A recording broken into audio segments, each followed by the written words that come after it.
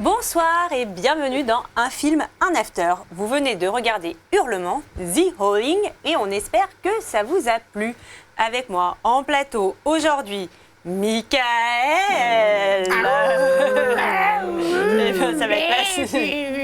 Ça va être encore plus passionnant que d'habitude dans cette émission, je pense. Et Julie, bonsoir. Bonsoir, Julie. bonsoir. Ouais, effectivement, je pense que notre public va être conquis. Déjà qu'ils nous prenaient pour les pros du cinéma, là, il n'y a plus aucun doute. Quoi. Non, mais surtout, je vais l'enlever au bout d'un moment, parce que moi j'ai peur qu'on fasse peur au public, justement, oui, c'est vrai, et qui zappe. Les plus jeunes qui nous regardent. C'est surtout toi, t'as peur non, de devenir vraiment un loup-garou avec cette tenue.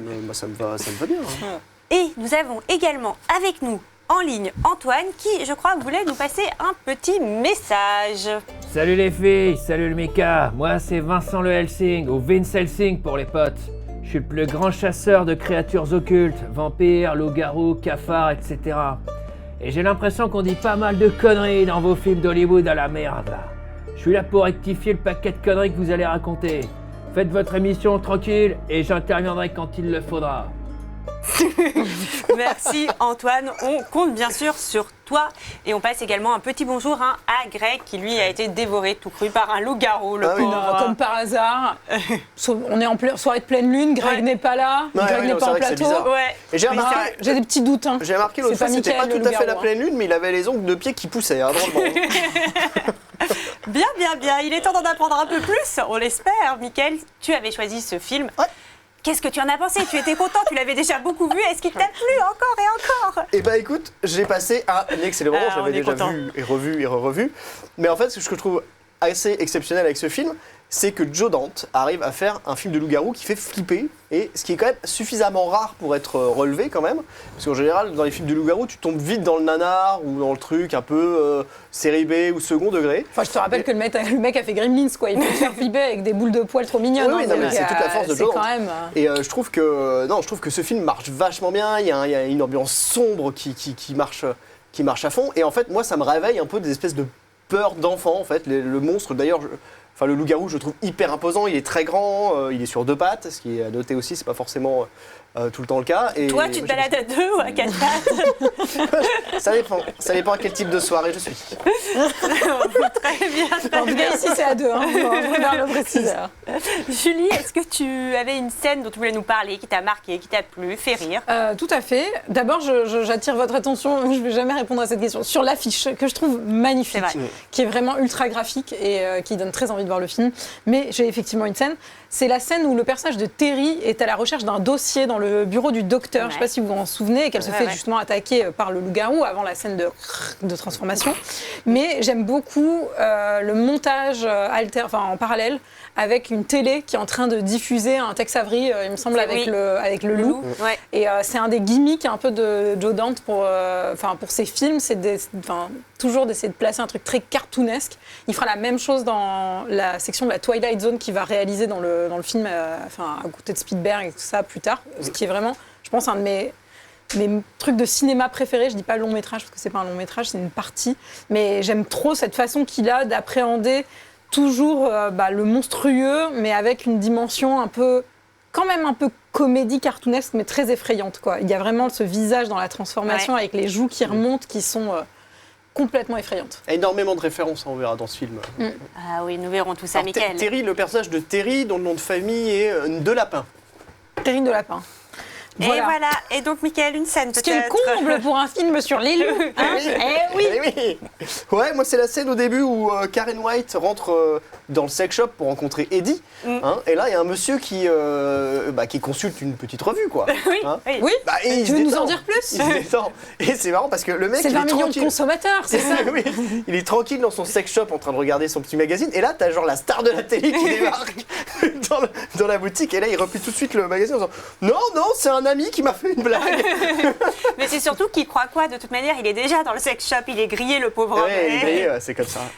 Moi aussi, j'ai choisi une petite scène. J'ai été assez traditionnelle. C'est la scène de la transformation en loup-garou, qui est très longue, très détaillée et sur laquelle on pourra revenir. Assez effrayante. Et Mickaël vous la rejouera en direct tout à l'heure. Extraordinaire. Bon, on n'a pas les mêmes moyens pour le coup, donc ça peut paraître cheap. presque. Pour commencer, pouvez-vous me dire quelques mots justement sur le réalisateur de ce film? Ouais, Joe Dante, donc c'est un réalisateur qui est né en 1946 dans le New Jersey. Et en fait, il se destine plutôt à devenir dessinateur parce qu'il est fan de cinéma, certes, mais il est aussi fan de bande dessinée et de films d'animation. Mais le destin en décide autrement. Et voilà, il va intégrer New World Pictures, qui est en fait une société de production créée par Roger Corman. Et il va être monteur, en fait. Monteur de bande-annonce, en particulier. Mais il a quand même très, très envie d'essayer de s'essayer lui-même à la réalisation. Et donc, il va essayer de convaincre Roger Corman de financer son premier film. Bon, Roger, il ne faut pas lui faire à l'envers. Donc, il va dire, écoute, mon gars, pas de souci, mais je vais vraiment te donner le minimum... Vital, syndical. Bah, pas de ticket resto et pas de chèque vacances pour le coup. Mais tu devras faire tes preuves avec ce budget. $60 000. $60 000, c'est vraiment pas grand-chose. Hein. C'est vraiment pas grand-chose. Il sort Hollywood Boulevard en 1975 avec Dick Miller, un acteur qu'on retrouvera encore dans Hurlement et les Gremlins. Il est super, Dick Miller. J'aime beaucoup. Et il se sert de rush d'autres réalisateurs aussi. Enfin, il va user de ruses. Il fait du bricolage en fait. Il fait du bricolage avec les moyens qu'il a. Donc il fait un petit film. Et Roger Corman, il trouve ça plutôt pas mal. Donc il va le rencarder sur un autre film, Piranha. Comme son film l'indique, un film sur les kangourous. Non, pas du tout. Donc en 1977, avec des petits poissons carnivores. C'est clairement fait pour être en face de Jaws, de Steven Spielberg. C'est clairement un sous-produit des Dents de la Mer. Quoi. On est proche du nanar. Mais très belle affiche, encore une fois. Très, très belle affiche. C'est ça, c'est que c'est plutôt un peu nanar, mais ça va plutôt bien marcher, donc ça va vraiment lancer sa carrière. Et Universal va d'ailleurs lui proposer le 3e volet des Dents de la Mer, mais finalement ce sera abandonné. Et c'est aussi à cette période qu'on va lui proposer Hurlement. Comment ça va se passer, comment ça va se dérouler tout ça? Alors le projet, c'est donc une adaptation d'un roman d'un roman de Gary Brandner qui s'appelle The Howling et qui est sorti en 1977. Mais il y a déjà, c'est Jack Conrad qui devait réaliser le film et qui va quitter précipitamment le projet. Il devait avoir un truc sur le feu. C'est dangereux. Ou une grosse diarrhée. Je sais pas. Vraiment. Allez. Et donc Michael Final va proposer à Joe Dante de reprendre le film. Alors, j'ai lu dans une anecdote que Joe Dante n'était pas hyper fan du roman et qu'il l'a dit pendant une interview. À un moment, il y a quelqu'un qui lui fait « Mais du coup, le roman, vous le trouvez comment ?» tout ça, il y a quelqu'un qui lui pose la question dans le public. Il dit « Bah non, je ne vais pas vous mentir, je trouve ça pas terrible. » Bah, c'est moi qui l'ai écrit. Et l'interview était télévisée, apparemment. C'est incroyable. C'était l'auteur qui était... C'est incroyable. Ouais, parce qu'en fait, il va tout reprendre et il va réécrire, c'est ça? Il reprend tout, il reprend le scénario. Alors, il s'accompagne de John Sayles, qui était le scénariste de Piranha, déjà. Et puis, il réécrit tout, effectivement, et il veut moderniser le mythe du loup-garou. Alors, c'est vrai que ce qui est impressionnant, c'est que quand le film démarre, ça démarre dans un décor urbain qui est plus proche du polar que du film d'horreur. Moi, du film de loup-garou, en tout cas. Ça m'a fait beaucoup penser à Manhunter, qu'on avait vu ensemble dans un film Man After, un peu cette ambiance polar. Et en fait, moi, je savais pas, j'ai rien lu, j'ai pas lu le synopsis, et donc je savais pas que c'était un film de loup-garou. Ah bah, c'est clair que tout le début du film te donne pas du tout ces clés-là. C'est un thriller, vraiment, un peu. Moi, je trouve que ça fait très Taxi Driver. Il y a un truc vraiment très glauque dans ce... Ou French Connection, il y a un truc aussi de ça, effectivement. Et c'est pas mal, franchement, la scène de départ, moi je la trouve très bien. La scène d'ouverture, elle est très bien réalisée. T'es hyper avec elle, moi je trouve, dans cette espèce d'aventure dans la ville, poisseuse, dégueulasse et tout. Et donc, il y a un truc vraiment très malin, je trouve, dans le fait de commencer le film comme ça. Dans le début de cette scène, dans le début du film, petite anecdote, il y a Roger Corman qui apparaît, donc son producteur qui a produit Piranha, notamment, qui est à l'extérieur de la cabine téléphonique quand elle appelle Eddie au début du film. Celui qui attend, punaise, grouille-toi. En tout cas, il va y avoir pas mal de références au cinéma bis dans ce film. Est-ce que vous voulez m'en citer une ou deux pour étaler votre grande culture? Notre grande culture, c'est-à-dire nos recherches, nos recherches très approfondies sur le film. Mais non, mais pour le coup, c'est assez marrant parce qu'il a décidé de nommer ses personnages de noms de réalisateurs de films de loup-garou. Ou de films de... Donc, on a le docteur George Wagner qui est en fait le réalisateur du Loup-garou de 1941. On a William Neal, donc, qui est le réalisateur de Frankenstein rencontre le loup-garou en 1943. Belle rencontre. Belle rencontre. Une belle comédie romantique. Et, La meilleure. voilà, on a Terence Fisher, réal de La Nuit du loup-garou en 61. Et enfin, je ne sais pas si tu veux dire les deux derniers, enfin le dernier. Ouais, il y a Freddy Francis, enfin, il y en a plein en fait. Il y a beaucoup de références parce que lui, c'est Joe Dante, c'est un fan de films de série B, de films d'horreur. Et du coup, il fait beaucoup de références. Il fait pas table rase du passé, quoi. Même s'il modernise. Exactement. Alors, à propos donc de Loup-garou, est-ce que vous pouvez me dire quelques mots sur cette sale bestiole et son adaptation au cinéma? Alors, le mythe du loup-garou, c'est difficile de dater, on va dire, les débuts de l'homme-loup, en fait. Ouais. Mais le loup a toujours été un loup pour l'homme. Exactement. Ça, c'est bien. En tout cas, les premières traces... a toujours été un loup pour l'homme. Oui. Et, en tout cas, ça commence dès l'Antiquité, puisqu'on a le mythe de l'Achaon, qui est un roi d'Arcadie, qui est changé par Zeus en loup pour lui avoir servi de la viande humaine, de la chair humaine pendant un banquet. Et effectivement, c'est ce mythe qui aurait donné le nom de lycanthrope, parce que c'est comme ça qu'on appelle aussi des loups. Non. Lycanthrope, qui veut dire homme-loup étymologiquement en grec ancien. Donc la lycanthropie. C'est marrant, c'est un mot que je ne connais pas. Si je connaissais, mais du coup, je suis contente qu'on en parle. Moi, je ne le connaissais pas, pour être honnête. Voilà. Le mythe du loup-garou va beaucoup se développer au Moyen-Âge, à tel point qu'il y a énormément, des dizaines de milliers de procès à des supposés loups-garous, un peu à la manière des chasses aux sorcières. C'est marrant. Et c'était vraiment une croyance auquel on croyait fermement au Et aussi Moyen-Âge. la bête du Gévaudan. Oui. Tout à fait, un peu plus tard. Et donc à ce sujet, je crois que Antoine nous avait demandé de faire appel à lui, pour être précis dans les termes. Et donc je vous propose de lui demander quelques précisions. Antoine, est-ce que tu es là? Mais alors n'importe quoi, vos films américains là, tout faux. À la base, la lycanthropie, c'est une forme de sorcellerie où le loup-garou, il acquiert le pouvoir de se transformer à la suite d'un pacte passé avec les forces du mal. Bon, ça peut être une forme de contrat écrit ou un accord tacite, mais c'est pas la plus grosse connerie. Là, la légende, là, où les loups-garous, ils se transforment les soirs de pleine lune. Mais ça, c'est du marginal.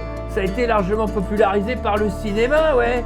Quant au mythe des balles en argent pour crever le loup-garou, alors ça vient de la légende de la bête du Gévaudan. Et qui est même pas un loup-garou en plus, mais renseignez-vous, merde. Bon allez, continuez votre désinformation.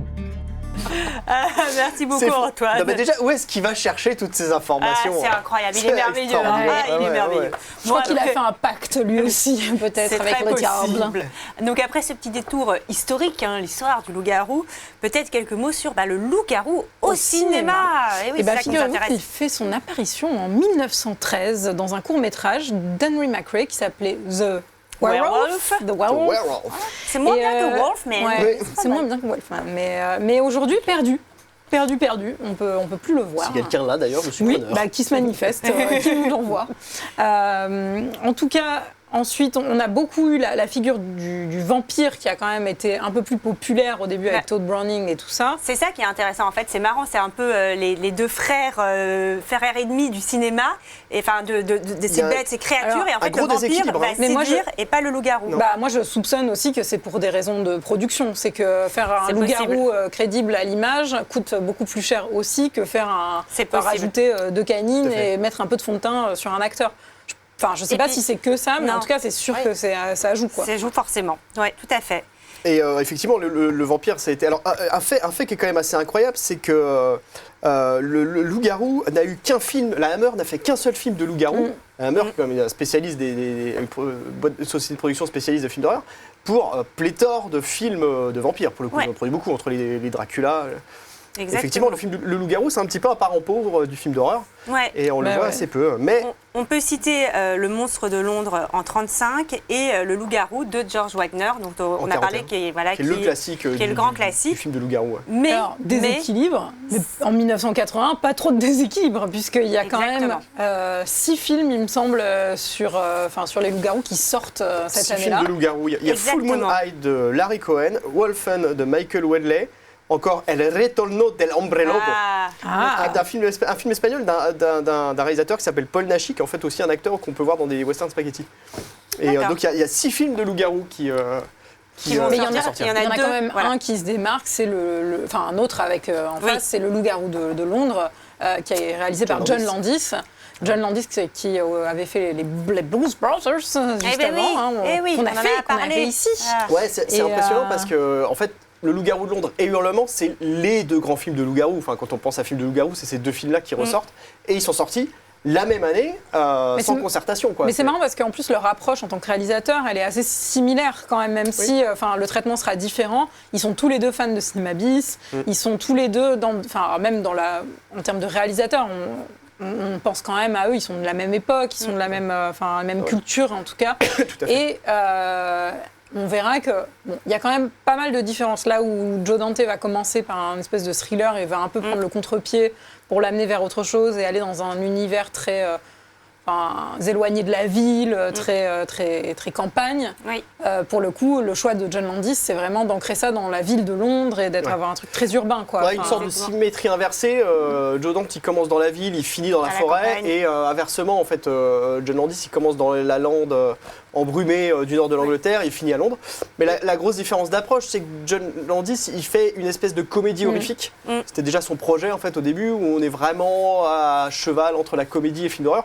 Là où Joe Dante fait quelque chose d'un peu plus conventionnel, où il fait vraiment du pur film d'horreur. Il y a une autre grosse différence, surtout, c'est le budget. Quoi. Oui, c'est ce que j'allais dire. Effectivement, John Landis, c'est quand même un réalisateur à l'époque beaucoup plus installé finalement, et donc il va bénéficier de, je ne sais plus, 10 millions, 10 fois plus contre 1 million pour John Dante. Et ils vont rapporter 30 millions pour celui de John Landis et 1 million pour 18 millions pour Hurlement. Donc ils vont très bien marcher quand même aussi les deux. Hurlement, c'est hyper rentable. 1 million pour 18 millions, il marche. Il n'y a rien à dire. En fait, il marche presque mieux. Oui, ça marche mieux. C'est deux films qui marchent très bien en l'année 80. Il faut savoir que Loup-garou de Londres, il arrive 11e au box-office du cinéma américain en 80, ce qui est beaucoup pour un film d'horreur. Et effectivement, Hurlement, en France, 1 200 000 entrées, il marche très bien. Alors, il faut préciser qu'il a obtenu le prix de la critique à Avoriaz, non ? À Avoriaz, au Festival d'Avoriaz en 81, et c'est un film qui marche très bien en France. Alors avant de passer à vos notes, j'aimerais quand même qu'on dise quelques mots sur les scènes de transformation en loup-garou qui sont toutes les deux anthologiques, et parce qu'on a deux maquilleurs, Rob Bottin et Rick Baker de l'autre côté. Est-ce que vous pouvez me dire en 2-3 mots un peu décrire le travail de ces deux hommes, quoi. Alors, déjà... grosso modo, ce qui est assez marrant en fait, et c'est pour ça qu'on c'est facile de mettre en parallèle les deux films, c'est que c'est Rick Baker qui devait travailler sur Hurlement, et en fait il a été débauché par John Landis pour travailler sur le Loup-garou. Il avait quand même d'abord donné sa parole à John Landis, à haute voix, mais on s'était tapé dans le dos, mais vu que le projet traînait, il avait effectivement commencé sur Hurlement, et il a laissé son assistant Rob Bottin, un mec qui adore les numéros de téléphone, Michael.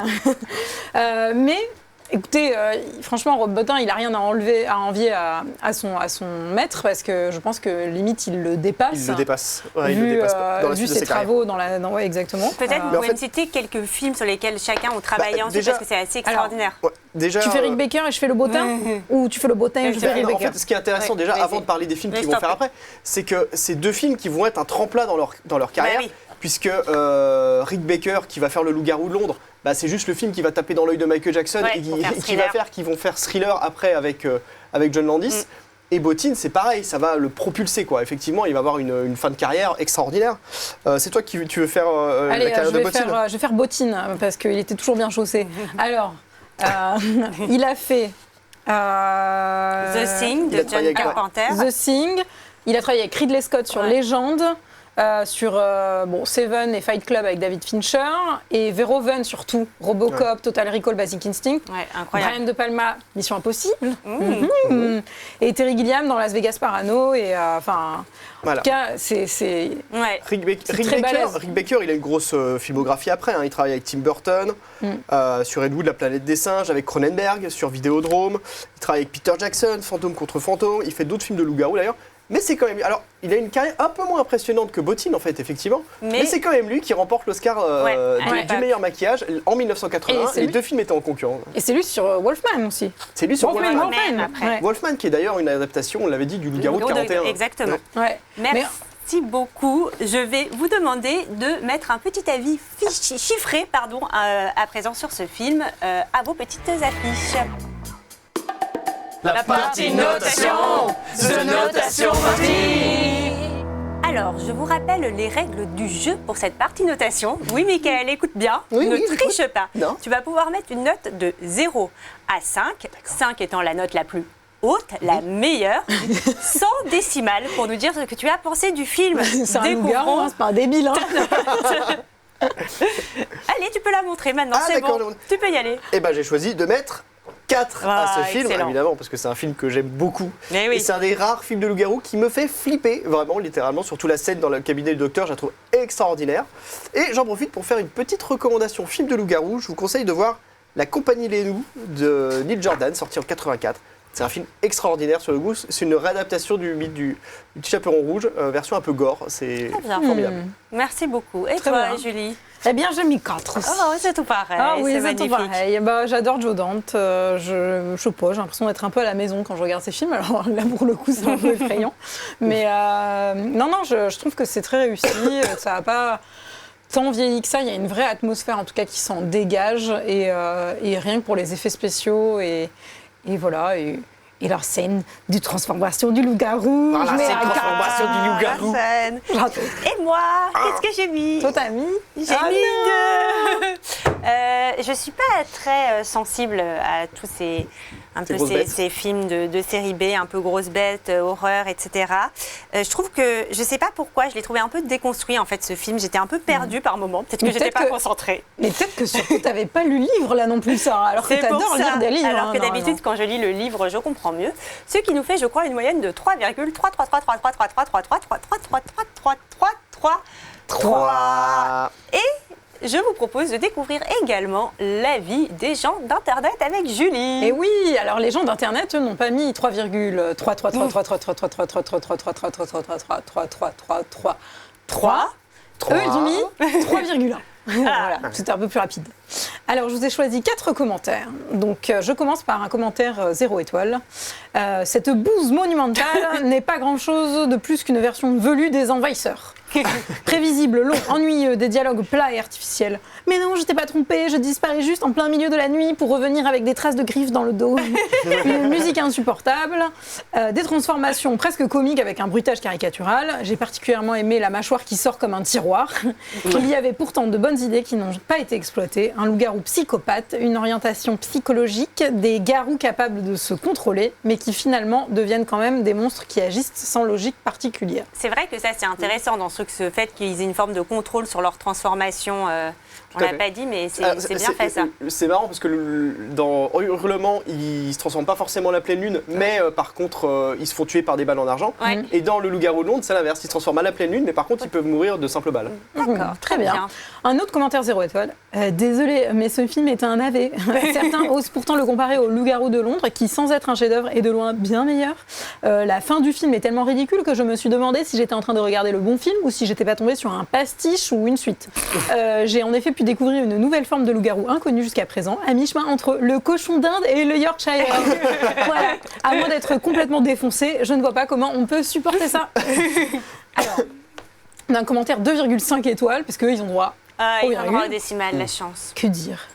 2 ou 3 étoiles. Il est vrai que ce film de 1981 ne laisse pas indifférent. Les effets spéciaux sont d'époque, lol, et le budget de 1,5 million de dollars explique le résultat final. Par le réalisateur de Gremlins et de l'Aventure intérieure. Un film d'horreur à prendre comme il est. Certes, avec beaucoup moins de rendu que les superproductions modernes, avec 91 minutes où on se marre bien et où on se prend au jeu de « mais non, elle va pas rentrer là toute seule, c'est pas vrai, elle a pas vu de film d'horreur celle-là ». Bref, à voir à plusieurs pour rajouter une 3e étoile. Okay. D'accord, très bien. Et je finis par un avis 5 étoiles. Hurlement. Quel film. Une ambiance bizarre, la scène dans la cabine X est d'une rare malsénité. Ouais. Une mise en scène de folie. Des superbes effets spéciaux pour l'époque, comme quoi les images de synthèse ne remplaceront jamais les effets animatroniques, n'est-ce pas, Monsieur Cameron? Hurlement est pour moi le film de loup-garou. Ah, magnifique. Eh bien, merci beaucoup, Julie. Voilà qui met fin à notre émission et à ce très beau moment, excellent moment passé tous ensemble. Oh oui. Peut-être que Antoine voulait nous dire un dernier mot pour la route.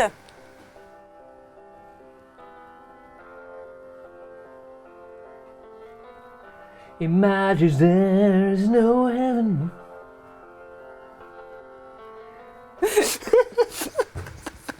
Eh bien, merci beaucoup, beaucoup, Antoine. Et pour répondre à nos 3 questions, Hurlement dépasse-t-il un autre film de loup-garou que nous avons déjà regardé ensemble, Wolfman? Alors, un chouïa selon le plus grand nombre. Bah oui. Mais, oui. pas selon moi. Et c'est moi qui présente. Voilà. Allons-nous apprendre un nouveau mot aujourd'hui? Vous, je ne sais pas.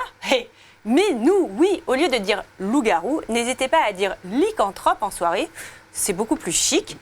Et enfin, Michael terminera-t-il cet épisode transformé en loup-garou? Je vois même des poils sortir de ses oreilles. Je pense qu'il faut ça, c'est finir. normal, ça. Ah non, ça c'est normal. Ah d'accord.